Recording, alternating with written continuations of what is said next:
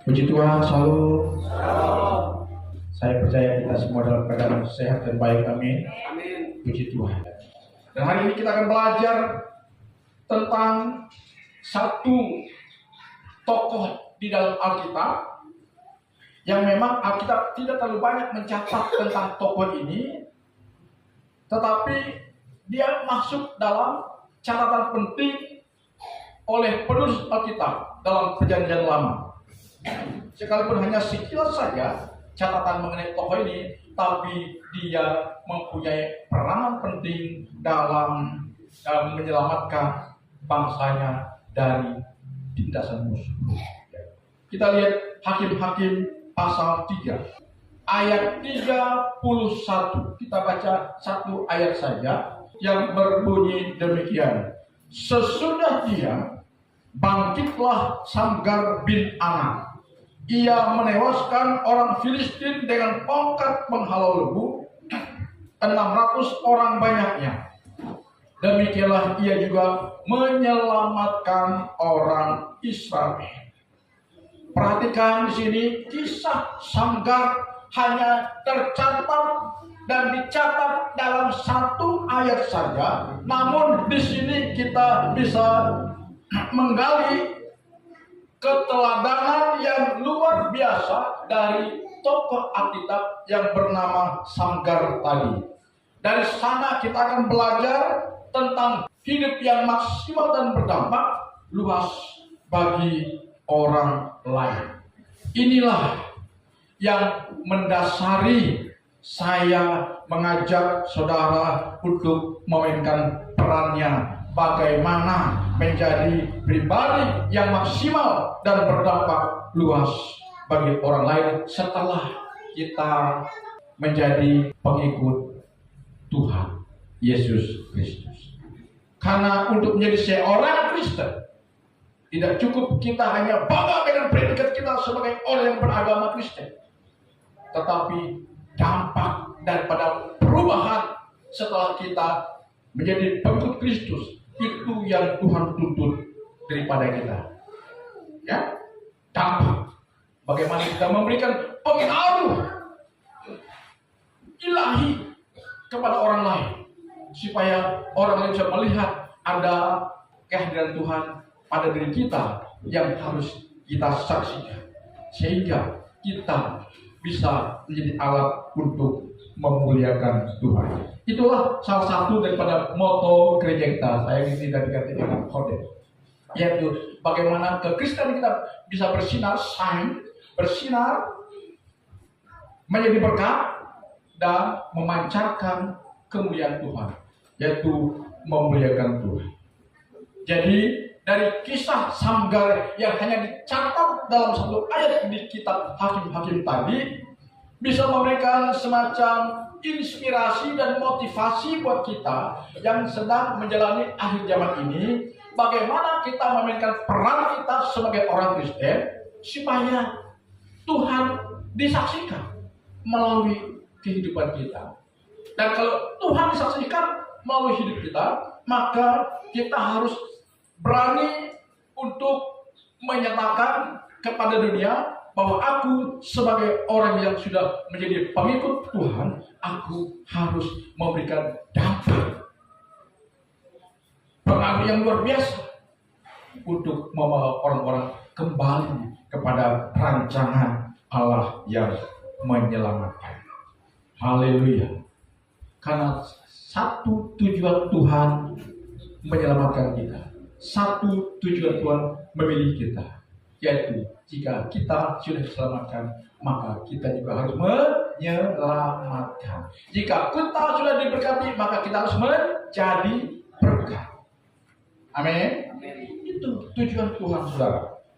Kita lihat dalam kisah Samgar tadi, bagaimana dia membawa dampak luas kepada keberlangsungan hidup bangsa Israel pada waktu itu, di mana mereka ada dalam tekanan musuhnya, yaitu bangsa Filistin. Bapak Ibu saudara-saudara yang saya kasih dalam Tuhan, pertanyaannya adalah bagaimana menjadi pribadi yang maksimal dan berdampak bagi orang lain. Perhatikan kata maksimal, artinya sebanyak-banyaknya, setinggi-tingginya. Itu arti daripada kata maksimal. Kemudian kata dampak. Dampak artinya pengaruh. Pengaruh yang kuat, yang mendatangkan akibat. Tapi yang saya maksudkan di sini adalah akibat yang baik, akibat yang positif, akibat yang bisa membawa orang kepada keselamatan kekal, bukan dampak negatif atau dampak buruk, ya, tapi dampak pengaruh yang baik yang harus kita perlihatkan kepada dunia ini. Ya. Jadi dalam bacaan tadi saudara, kita belajar dari keteladanan Samgar, bagaimana dia bisa menjadi pribadi yang maksimal dan pribadi yang berdampak bagi orang banyak. Di sana kita melihat saudara-saudara bahwa Samgar adalah pribadi yang sangat terbatas. Yang pertama, Samgar adalah pribadi yang sangat sederhana, dan Samgar adalah pribadi yang menjalani hidup dengan sangat minim fasilitas dalam kesehariannya.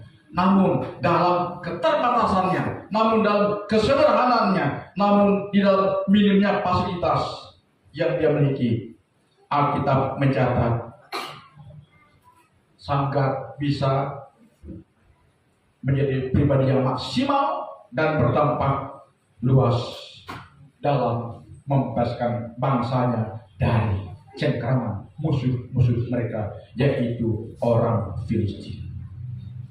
Dalam ayat 31 bagian C mengatakan, demikianlah Samgar menyelamatkan orang Israel. Haleluya, puji Tuhan. Ya, karena itu hari ini saya ingin menyampaikan 3 hal penting saja kepada kita, agar kita yang hadir dalam ibadah ini, yang kita harus akui keberadaan kita sebagai orang yang banyak memiliki keterbatasan, ya, sebagai orang yang sederhana, bersahaja, atau juga sebagai orang yang minim fasilitas, tidak seperti anak orang konglomerat, saudara. Tetapi dalam keterbatasan kita, dalam kesederhanaan kita, dalam minimnya fasilitas yang kita miliki, tapi kita masih bisa memberikan pengaruh yang sangat besar bagi banyak orang. Ini yang Tuhan mau ada pada diri kita, saudara-saudara. Jadi yang pertama adalah, ya, kita belajar dari Samgar tadi. Dia seorang pemuda yang sangat terbatas. Namun di dalam keterbatasan Samgar, dia tetap menjadi seorang pribadi yang maksimal. Katakan amin. Karena itu jangan pernah menyesali nasib kita atau takdir atau keberadaan kita saat ini. Jangan salahkan orang tua kita, jangan salah keadaan dan lain sebagainya. Kenapa aku begini-begini? Terima saja. Akui kepada Tuhan, aku terbatas adanya Tuhan. Namun dalam segala keterbatasanku, aku mau menjadi seorang pemuda yang bernama Samgar. Dalam keterbatasannya, Alkitab mencatat dia menjadi salah satu tokoh penting dalam pembebasan bangsanya, yaitu bangsa Israel. Ya, Samgar adalah seorang pemuda yang memiliki keterbatasan. Saya ulangi lagi, namun dalam keterbatasannya, ia mampu memainkan perannya menjadi seorang penyelamat. Katakan amin. Menjadi seorang penyelamat. Coba kita baca. Saking terbatasnya pribadi yang ada pada diri Samgar tadi, sehingga informasi tentang siapakah Samgar ditinjau dari latar belakang keluarganya sangat minim. Coba kalau saudara sudah menjadi artis terkenal, ya, kita sudah viral, sudah pokoknya sudah go public, pasti akan keluar biodata kita. Oh, ini anak si A si B si C, jadi lahirnya tahun sekian, bulan sekian, jam sekian, lalu apa namanya, dia punya karir gini, detail sekali, saudara. Coba kalau orang biasa ada nggak? Tidak ada, saudara. Samgar adalah bagian daripada itu. Dia adalah orang biasa, Sehingga dalam Alkitab kurang banyak mencatat tentang latar belakangnya, saudara. Ya, hanya satu saja Alkitab mencatat, yaitu apa? Alkitab hanya mencatat, Alkitab hanya menyebut bahwa nama bapaknya adalah Anak. Selebihnya kita tidak memahami dan mengetahui anggota keluarganya yang lain. Ini bukti bahwa Samgar pemuda yang terbatas namun memiliki sebuah prestasi yang tidak terbatas, sehingga dia mampu menjadi seorang pahlawan penyelamat bagi bangsanya. Pelajaran apa yang kita petik dari sini, saudara? Pelajaran apa yang kita petik dari sini? Pelajarannya adalah kekurangan, keterbatasan kita dalam soal latar belakang keluarga jangan pernah menghalangi Tuhan untuk menjadikan kita hidup maksimal dan menjadi alat di tangannya. Ingat lagu tadi mengatakan, bagi Tuhan tak ada yang mustahil. Jadi saudara jangan pernah terintimidasi dengan apa kata orang yang di luar sana tentang diri saudara. Lebih baik kita mau diintimidasi oleh Tuhan melalui firman-Nya tentang kita. Amin. Itu yang benar, saudara-saudara. Ya.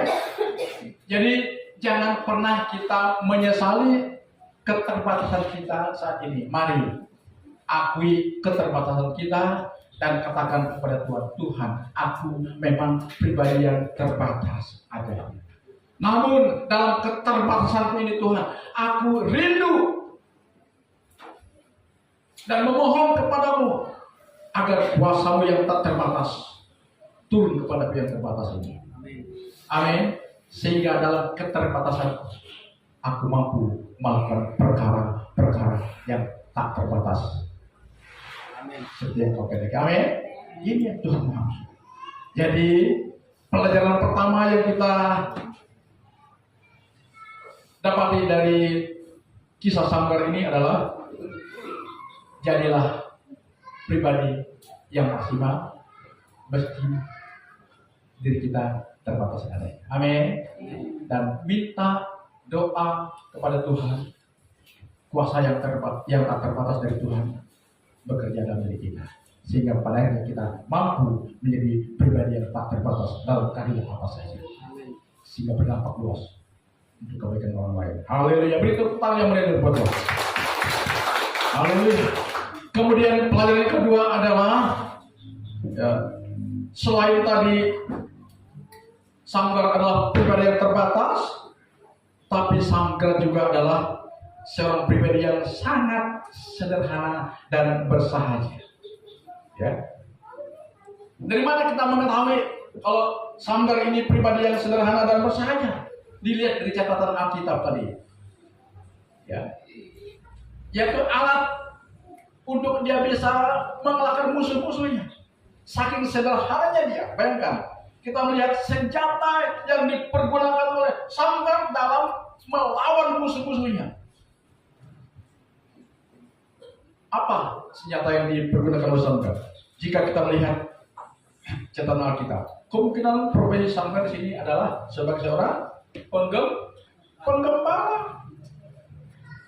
Penggembala yang sangat sederhana, yang mungkin banyak diragukan oleh orang lain tentang kemampuannya dia untuk menjadi seorang pahlawan yang sangat luar biasa.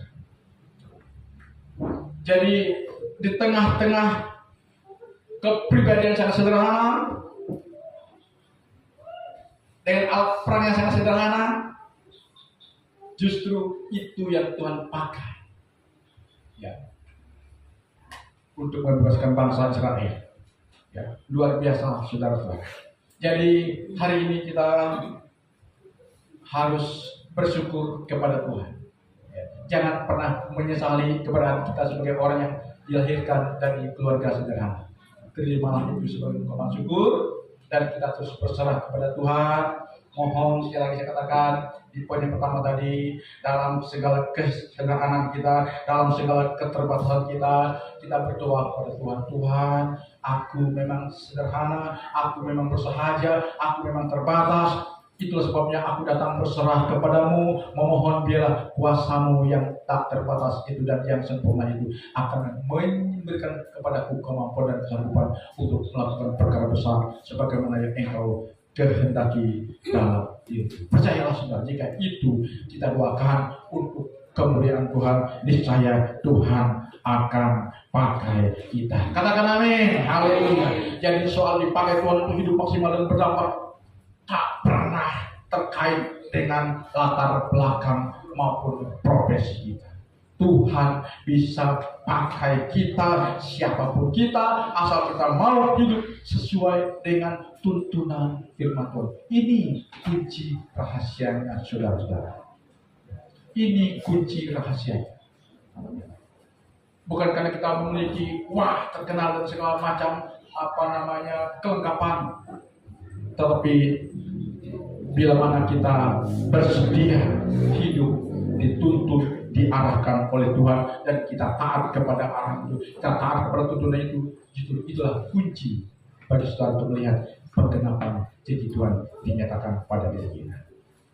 Haleluya, haleluya. Kemudian yang terakhir, saudara, Sanggar seorang pribadi yang minim fasilitas hidup. Namun sekalipun dia minim dalam fasilitas hidup kesehariannya, dia mampu tampil maksimal. Karena itu pelajaran yang kita petik dari sini adalah tetap jadilah pribadi yang maksimal meski kita minim fasilitas. Katakan amin. Amin.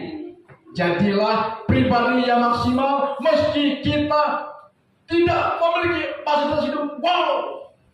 Ya. Dalam segala kekurangan yang kita miliki, manfaatkan itu sebaik mungkin. Perhatikan di sana, tongkat penghalau lembu telah dipakai Sanggar menewaskan berapa? 600 orang Filistin dan membebaskan bangsa Israel dari tekanan musuh mereka, yaitu Filistin. Dari sini kita belajar bahwa Tuhan bisa memakai kita apapun fasilitasnya. Bahkan ketiadaan fasilitas bukanlah persoalan bagi Tuhan untuk kemaksimalan kita. Saya pernah diintimidasi oleh seorang pengerja gereja tetangga. Dia sudah dirasuki oleh roh duniawi, katakan demikian. Pak, katanya ini gereja akhir zaman. Dia bilang, dia lihat alat-alat musik kita sangat sederhana. Seharusnya gereja waktu purbe, katanya, ya kan, harus sound systemnya, keyboardnya, kemudian LCD-nya, lighting-nya harus ditata, katanya. Karena bagaimanapun gereja akhir zaman tidak bisa tidak bisa dipungkiri bahwa orang melihat kepada itu. Saya bilang, good, itu pendapat Anda. Saya bilang, itu adalah pendapat Anda. Bagi saya pribadi, Anda sudah terkontaminasi dengan roh dunia. Ya kan? Kami tidak punya prinsip seperti itu. Selagi kami merasakan ini enak kami gunakan, kenapa kami harus sampai berhutang? Saudara, akhirin banyak gereja berhutang, saudara. Salah satu gereja di Pontianak sampai utangan miliaran untuk perbaikan ruang ibadah. Nah, siapa yang ditekan? Ayo, cuma coba kita berlenang ratusan juta. Saya sebagai seorang hamba Tuhan, saya tidak pernah berpikir ke sana. Saya tidak ingin dianggap sebagai hamba Tuhan yang oke banget, ya kan? Oke banget, kelihatan luar.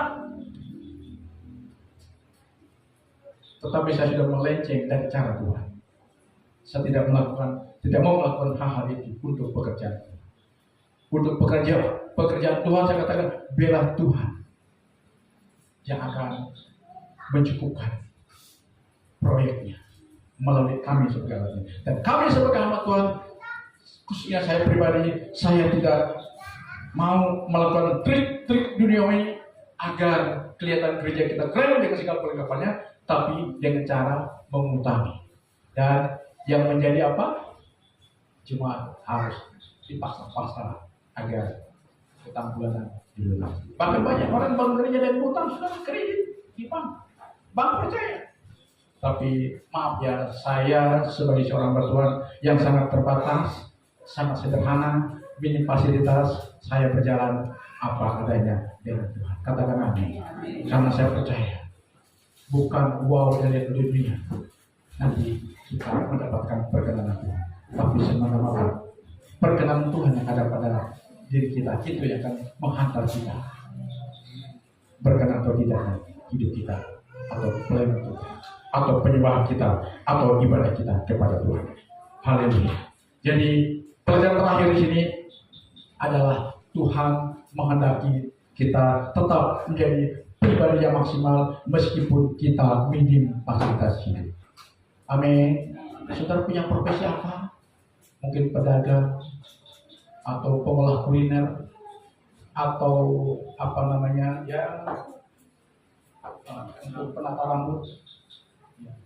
Saudara harus benar-benar ya, apa namanya, fokus ya, gunakan fasilitas yang ada, sementara saudara terus tekun kulit menjalani profesi saudara. Percayalah, Tuhan pasti akan memberkati saudara. Katakan amin.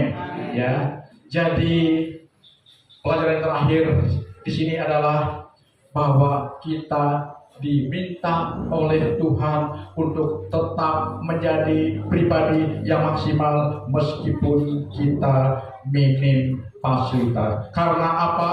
Apa yang di tangan kita untuk dipercayakan kepada Tuhan, pertanyaannya bukan itu yang paling penting. Karena Tuhan yang memakai kita tidak pernah terpengaruh dengan fasilitas. Dia ingin agar kita mengandalkan Dia. Itu kunci rahasianya, saudara. Jadi kunci rahasia dari sanggar yang terbatas, sederhana, minim fasilitas, tapi menjadi pribadi yang berdampak, berpengaruh besar bagi pembebasan, penyelamatan bangsanya dari penindasan musuh. Rahasianya apa, saudara? Rahasianya hanya satu. Yuk kita baca Amsal pasal 3 ayat 5. Yuk kita baca Amsal pasal 3 ayat 5. Bisa ditampilkan? 2, 3. Percayalah kepada Tuhan dengan segenap hatimu, dan janganlah bersandar kepada pengertianmu sendiri.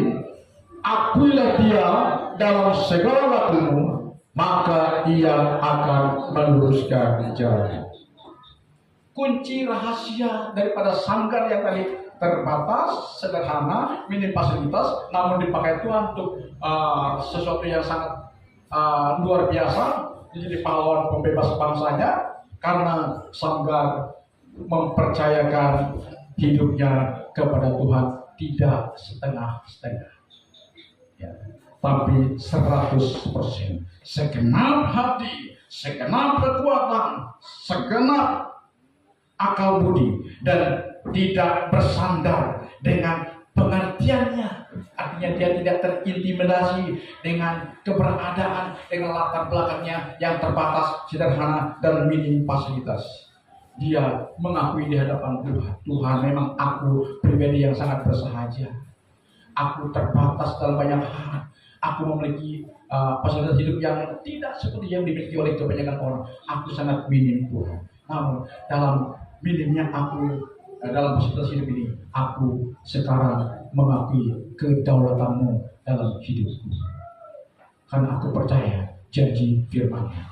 Jika aku percaya kepadamu, tidak bersandar kepada pengertian sendiri. Apa yang dimaksud dengan tidak bersandar kepada pengertian kita sendiri? Di sini kita seringkali dibelenggu dengan pengertian kita sendiri. Artinya kita tetap dalam lingkaran ketidakberdayaan kita. Itu maksudnya saudara. Bersandar kepada pengertian kita sendiri. Kita dalam keadaan terbatas, kita dalam keadaan sederhana, kita dalam keadaan minim fasilitas, kita sudah ada dalam lingkaran itu dan kita berada di dalamnya. Tetap kita mengakui Tuhan aku terbatas, Tuhan aku tidak berdaya, Tuhan aku minim fasilitas. Ada sih. Ya, kita tidak keluar saudara. Padahal kita mengatakan kita keluar dari pola berpikir tadi. Memang kita terbatas, memang kita sederhana, memang kita minim fasilitas, tetapi kita tidak boleh membawa itu sebagai sebuah takdir, sebagai sebuah nasib yang akan terus mengumpuli perjalanan hidup kita. Kita harus keluar dari pola berpikir tadi dengan dasar kita beriman kepada Tuhan bahwa Tuhan sanggup mengubah apa yang tidak sanggup diubah oleh manusia. Karena itu percayalah kepada Tuhan dengan segenap hatimu. Jangan bersandar kepada pengertian kita yang negatif tadi. Bahwa aku tidak mampu, aku tidak berdaya. Ya, aku terima. Itu ini maksud. Berpegang kepada pengertian tersebut. Tetapi akuilah Tuhan dalam segala lakunya. Artinya Tuhan, aku memang mengaku, aku memang sadar, aku pribadi yang terbatas, aku pribadi sederhana, aku pribadi yang minim fasilitas Tuhan. Tapi aku percaya kepada kuasa kesanggupan yang sanggup mengubah keadaanku yang terbatas ini. Aku mau keluar dari kungkungan pola berpikir atau paradigma seperti ini. Aku tidak mau ada lagi di dalam lingkaran keterbatasan kami. Aku mau keluar karena aku percaya kuasa sanggup mengubah ini. Katakan amin. Haleluya, haleluya, haleluya. Jadi ini yang Tuhan mau kepada kita. Ya, rahasia agar kita yang hadir hari ini dalam segala keterbatasan kita, kesederhanaan kita, minimnya fasilitas pada diri kita, namun jika kita percaya dan mempercayai Tuhan dengan segenap hati kita, tidak mengandalkan kekuatan sendiri, mengakui Dia sebagai pribadi yang sanggup mengatasi segala kemusyrikan kita, maka saudara melihat janji penggenapan Tuhan terjadi dalam diri kita. Haleluya, haleluya. Tuhan Yesus memberkati. Mari kita berdiri. Haleluya.